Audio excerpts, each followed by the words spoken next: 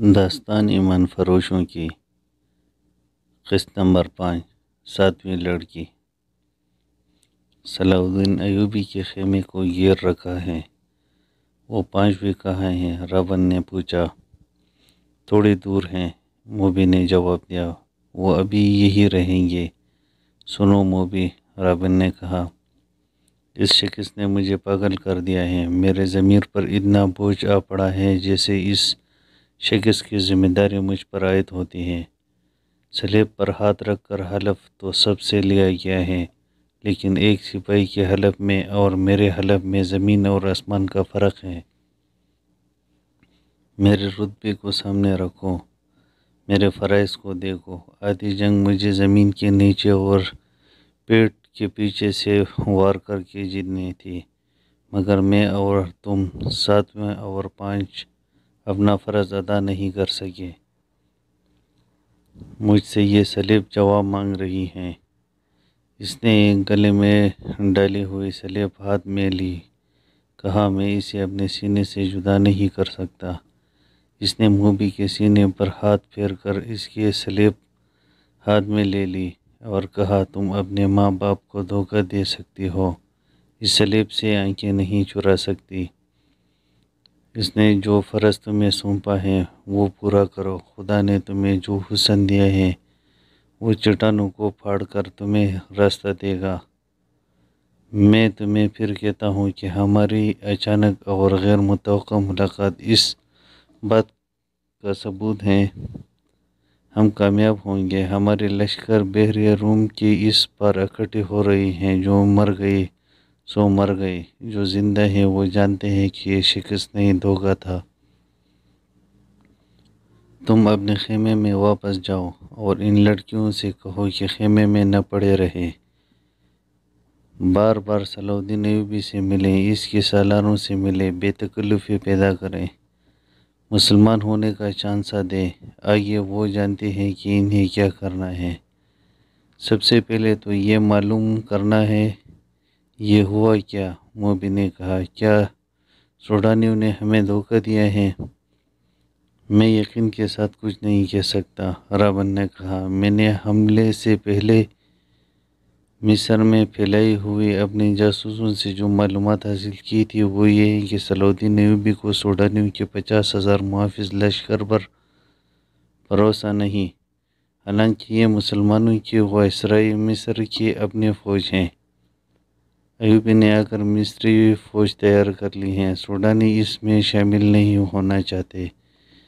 ان کے کمانڈر ناجی نے ہم سے مدد طلب کی تھی۔ میں نے اس کا خط دیکھا تھا اور میں نے تصدیق کی تھی کہ یہ خط ناجی کا ہی ہے، اور میں کوئی دھوکہ نہیں، مگر ہمارے ساتھ تاریخ کا سب سے بڑا دھوکہ ہوا ہے۔ مجھے یہ معلوم کرنا ہے کہ یہ کیسے ہوا، کس نے کیا۔ میں یہ چھان بین کیے بغیر واپس نہیں جا سکتا۔ شاہ اگسٹس نے بڑے فخر سے کہا تھا کہ میں مسلمانوں کے گھروں کے اندر کے بھیت معلوم کر کے ان کے بنیادیں ہلا دوں گا۔ اب تصور کرو موبی، شہنشاہ کے دل پر کیا گزر رہی ہوگی۔ وہ مجھے سزائے موت سے کم کیا سزا دے گا۔ صلیب کا قہر مجھ پر الگ نازل ہوگا، میں سب جانتی ہوں، موبی نے کہا۔ جذباتی باتیں نہ کرو، عمل کی بات کرو۔ مجھے بتاؤ میں کیا کروں۔ رابن کے عذاب پر اتنا فرض اور شکست کا احساس اس حد تک غالب تھا کہ اسے یہ بھی احساس نہیں تھا کہ موبی جیسے دلکش لڑکی جس کی ایک ایک نقش اور جسم کے انگ انگ میں شراب کا طلسم بھرا ہوا تھا، اس کے سینے سے لگی ہوئی ہے، اور اس کے ریشم جیسے ملائم اور لمبے بال اس کے آدھے چہرے کو ڈھانپے ہوئے ہیں۔ رابن نے ان بالوں کے لمس کو ذرا سا محسوس کیا اور کہا، موبی، تمہارے یہ بال ایسے مضبوط زنجیریں ہیں، جو صلاح الدین ایوبی کی گرد لپٹ گئی تو وہ تمہارا غلام ہو جائے گا۔ لیکن تمہیں سب سے پہلا جو کام کرنا ہے وہ یہ ہے کہ کرسٹوفر اور اس کے ساتھیوں سے کہو کہ وہ تاجروں کے بیچ میں نہ جائے، میں ناجی کے پاس پہنچیں اور معلوم کریں کہ اس کے لشکر نے بغاوت کیوں نہیں کی۔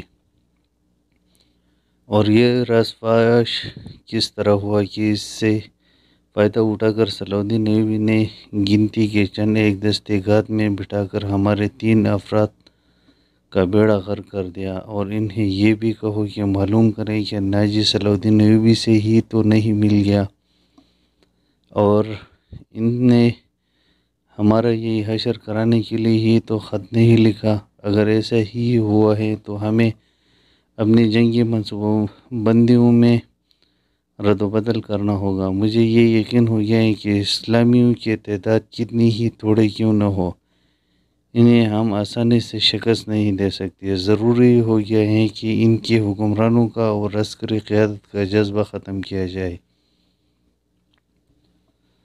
ہم نے تم جیسے لڑکیاں عربوں کے حرموں میں داخل کر دی ہیں، تم نے رات بھر لمبی کر دی ہیں۔ موبی نے اسے ٹوکتے ہوئے کہا، ہم اپنے گھر میں ایک بستر پر نہیں لیٹے ہوئے کہ بڑے مزے سے ایک دوسرے کو کہانیاں سناتے رہیں۔ ہم دشمن کے کیمپ میں قید اور پابند ہیں، باہر سینتری بھی پھر رہے ہیں، رات گزرتی جا رہی ہیں، ہمارے پاس لمبی باتوں کا وقت نہیں، ہمارا مشن تباہ ہو چکا ہے۔ اب بتاؤ کہ ان حالات میں ہمارا مشن کیا ہونا چاہیے؟ ہم 7 لڑکیاں اور 6 مرد ہیں، ہم کہاں کیا کریں؟ ایک یہ کہ ناجی کے پاس جائیں اور اس کے دھوکے کی چھان بین کریں، پھر کسی اطلاع دی تو کہاں ملو گے؟ میں یہاں سے فرار ہو جاؤں گا، رابن نے کہا، لیکن فرار سے پہلے اس کے نفری اور ایوبی کے آئندہ عزائم کے متعلق تفصیل معلوم کروں گا۔ اس شخص کے متعلق ہمیں چوکنا رہنا ہوگا۔ اس وقت اسلامی قوم میں یہ واحد شخص ہیں جو صلیب کے لیے خطرہ ہے، ورنہ اسلامی خلافت ہمارے جال میں آتی چلی جا رہی ہے۔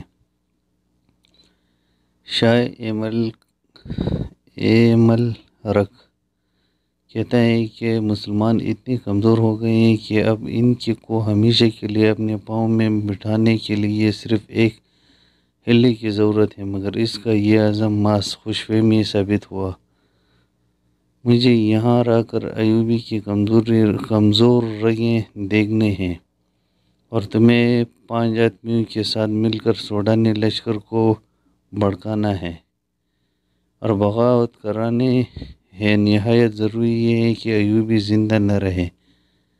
اگر وہ زندہ رہے تو ہمارے اس قید خانے میں زندہ رہے، جہاں وہ عمر کی آخری گھڑی تک سورج نہ دیکھ سکے اور رات کو آسمان کا اسے ایک بھی تارہ نظر نہ آئے۔ تم پہلے اپنے خیمے میں جاؤ اور اپنے 6 لڑکیوں کو ان کا کام سمجھا دو، انہیں خاص طور پر ذہن نشین کرا دو کہ اس آدمی کا نام علی بن سفیان ہے، جسے ان ریشمی بالوں، شربتی آنکھوں اور اتنی دلکش جسموں سے ایسے بیکار کرنا ہے کہ صلاح الدین ایوبی کے کام کا نہ رہے، اور اگر ہو سکے تو اس کے اور صلاح الدین ایوبی کے درمیان ایسی غلط فہمی پیدا کرنی ہے کہ وہ ایک دوسرے کے دشمن ہو جائے۔ تم سب اچھی طرح جانتے ہو کہ 2 مردوں میں غلط فہمی اور دشمنی کس طرح پیدا کی جاتی ہے۔ جاؤ اور لڑکیوں کو مکمل ہدایت دے کر کرسٹوفر کے پاس پہنچو، اسے میرا سلام کہنا اور یہ بھی کہنا کہ تیرے تیر کو ایوبی پر آ کر ہی خطا ہونا تھا۔ اب اس گناہ کا کفارہ ادا کرو اور جو کام تمہیں سونپا گیا ہے وہ 100% پورا کرو۔ رابن نے موبی کے بالوں کو چوم کر کہا، تمہیں صلیب پر اپنی عزت بھی قربان کرنا پڑے گی، لیکن خدا یسوع مسیح کی نظروں میں تم مریم کی طرح کنواری رہو گی۔ اسلام کو جڑ سے اکھاڑنا ہے۔ ہم نے یروشلم لے لیا ہے، مصر بھی ہمارا ہوگا۔ موبی رابن کے بستر سے نکلی اور خیمے کے پردے کے پاس جا کر پردہ اٹھایا۔ باہر جھانکا، اندھیرے میں اسے کچھ بھی نظر نہیں آیا۔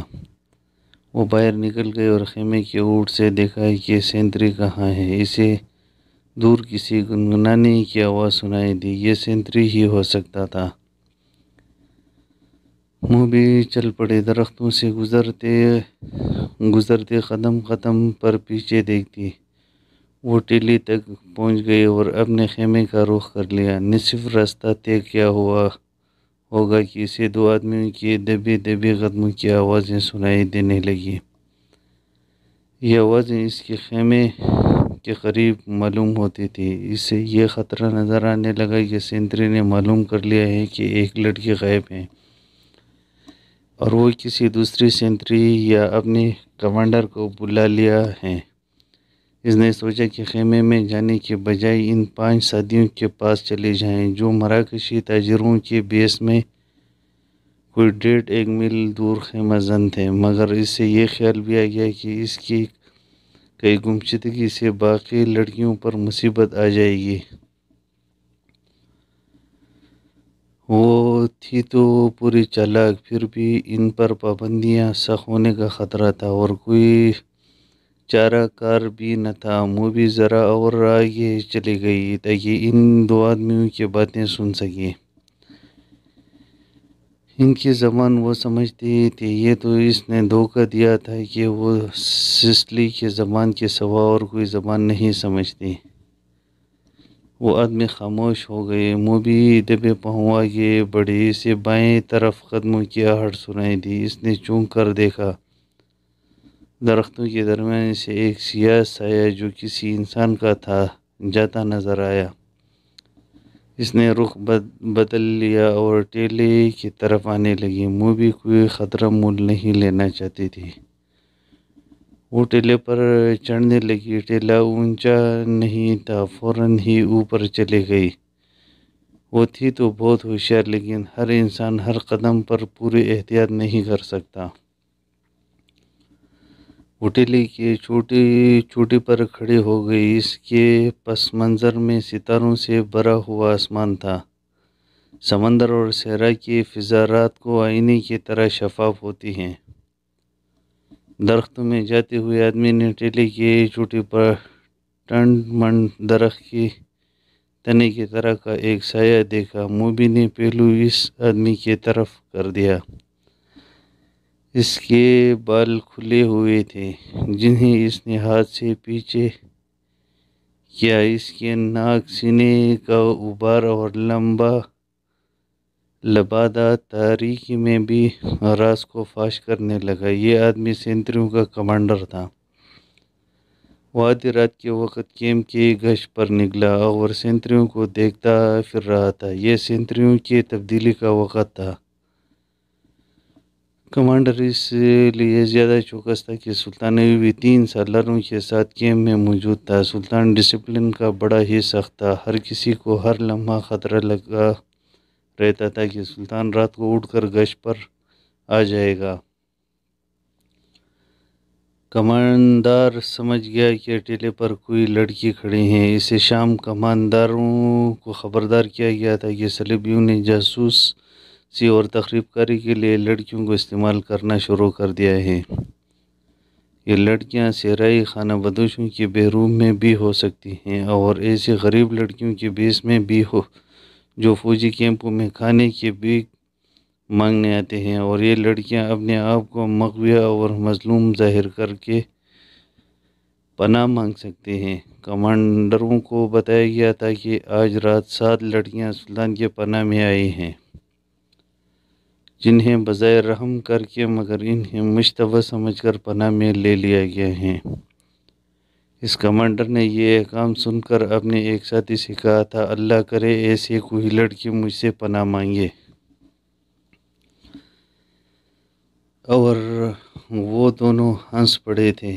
اب آدھی رات کے وقت جب سارا کیمپ سو رہا تھا، اس ٹیلے پر ایک لڑکی کا حولہ نظر آ رہا تھا۔ پہلے تو وہ ڈرا کہ یہ چڑیل یا جن ہو سکتا ہے۔ اس نے نئے سینتریوں کو لڑکیوں کے خیمے پر کھڑا کر کے اسے بتایا تھا کہ اندر 7 لڑکیاں ہیں۔ اس نے پردہ اٹھا کر دیکھا تو دی کی روشنی میں اسے 7 بستر نظر آئے تھے۔ ہر لڑکی نے منہ بھی کمبلوں میں ڈانپ رکھا تھا۔ سردی زیادہ تھی۔ اس نے اندر جا کر یہ نہیں دیکھا کہ 7ویں بستر خالی ہے اور اس پر کمبل اس طرح رکھی گئی ہیں جیسے ان کے نیچے لڑکی سوئی ہو۔ اسے معلوم نہیں تھا کہ ساتویں لڑکی ٹیلی پر اس کے سامنے کھڑی ہے۔ وہ کچھ دیر سوچتا رہا کہ اسے آواز دے یا اسے اس تک کود جائے، یا اگر وہ جن یا چڑیل ہیں تو اس کے غائب ہونے کا انتظار کرے۔ تھوڑی سی دیر کے انتظار کے بعد بھی لڑکی غائب نہ ہوئی، بلکہ وہ 3 قدم آگے چلی اور پھر پیچھے کو چل پڑی اور پھر رک گئی۔ کماندار، جس کا نام فخر مصری تھا، آہستہ آہستہ ٹیلی تک گیا اور کہا، کون ہو تم؟ نیچے آؤ۔ لڑکی نے ہرن کی طرح چوکڑی بھریا اور ٹیلی کی دوسری طرف اتر گئی۔ فخر کو یقین آ گیا کہ کوئی انسان ہے، جن چڑیل نہیں۔ وہ تندو مند مرد تھا۔ ٹیلا اونچا نہیں تھا۔ وہ لمبے لمبے ڈاگ بھرتا ٹیلے پر چڑھ گیا۔ ادھر بھی اندھیرا تھا۔ رات کی خاموشی میں اسے لڑکی کے قدموں کی آہٹ سنائی دی۔ وہ ٹیلے سے دوڑتا اترا اور لڑکی کے پیچھے گیا۔ لڑکی اور تو تیز دوڑ پڑی۔ فاصلہ بہت کم تھا، لیکن فخر مرد تھا، فوجی تھا، چیتے کی رفتار سے دوڑتا رہا تھا۔ ٹیلے کے پیچھے اونچی نیچی زمین، خشک جھاڑیاں اور کہیں کہیں کوئی درخت تھا۔ بہت سا دوڑ کر فخر مصری نے محسوس کیا کہ اس کے آگے تو کوئی بھی نہیں۔ اس نے رک کر ادھر ادھر دیکھا۔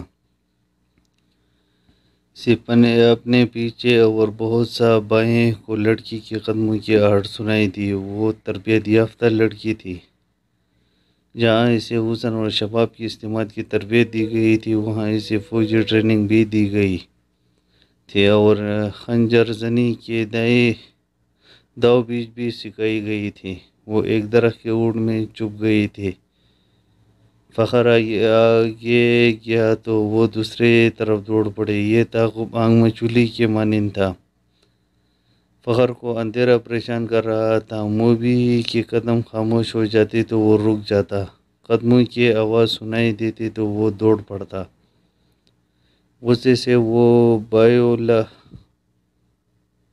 باولا ہوا جا رہا تھا۔ اس نے یہ جان لیا تھا کہ یہ کوئی جوان لڑکی ہے، مگر بڑی عمر کی ہوتی تو اتنی تیز اور اتنا زیادہ نہ بھاگ سکتی۔ تعاقب میں فخر 2 میل فاصلہ طے کر گیا۔ موبی نے جھاڑیوں اور اونچی نیچی زمین سے بہت فائدہ اٹھایا۔ اس کے مرد ساتھیوں کا ڈیرا قریب آ گیا تھا۔ وہ دوڑتے ہوئے وہاں تک جا پہنچے۔ اس نے اپنے آدمیوں کو آوازیں دی۔ وہ گھبرا کر بھاگے اور خیمے سے باہر آئے۔ ایک نے مشعل جلا لی۔